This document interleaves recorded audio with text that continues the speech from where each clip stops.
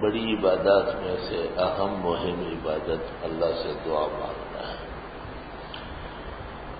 اللہ تعالیٰ سے دعا مانگنا حدیث شریف میں فرمایا الدعاء مخ العبادہ، دعا عبادت کا مغز ہی ہے اور پسندیدہ ادا ہے۔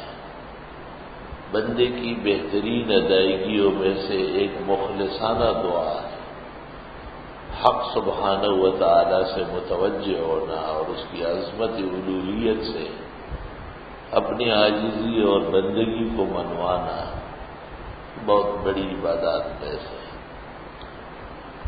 دعا کے لیے یہ ضروری نہیں کہ اس سے پہلے کوئی عبادت ہو، دعا خود عبادت ہے۔ باوضو ہونا، قبلہ رخ ہونا اور دعاؤں میں مشغول ہونا خود کار طاعت ہے، پسندیدہ ادا ہے۔ ہاں، نماز کے بعد، تلاوت کے بعد، ذکر کے بعد، روزے کے افطار کی گھڑی میں، سحری کے وقت، نالے نیم شب، یہ اچھے اور پسندیدہ اوقات ہیں۔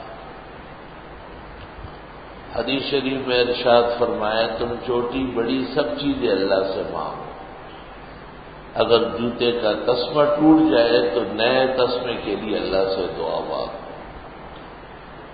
اگر چراغ میں تیل ختم ہو جائے تو چراغ کے وجود برقرار رکھنے کے لیے بھی اللہ سے دعا مانگو۔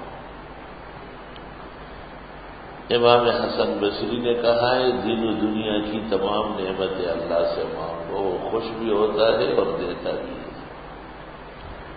حکیم الامت مولانا اشرف علی صاحب رحمۃ اللہ علیہ نے فرمایا ہے افسوس جتنے ذرائع اپنی بڑائی اور اپنے منوانے کے لیے بندہ لڑتا ہے وہ طاقتور نہیں، اور جس ذریعے کو شریعت نے طاقتور کہا ہے وہ دعا ہے، اور اس کی طرف بندوں کی توجہ کم ہے۔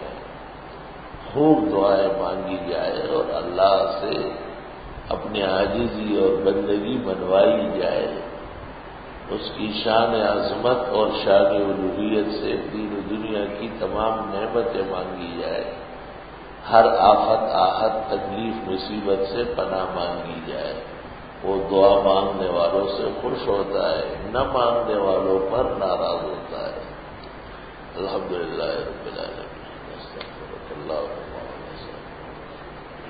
لا الہ الا اللہ وحدہ لا شریک له الملک وله الحمد ربنا آتنا في الدنيا حسنة صلى الله عليه وسلم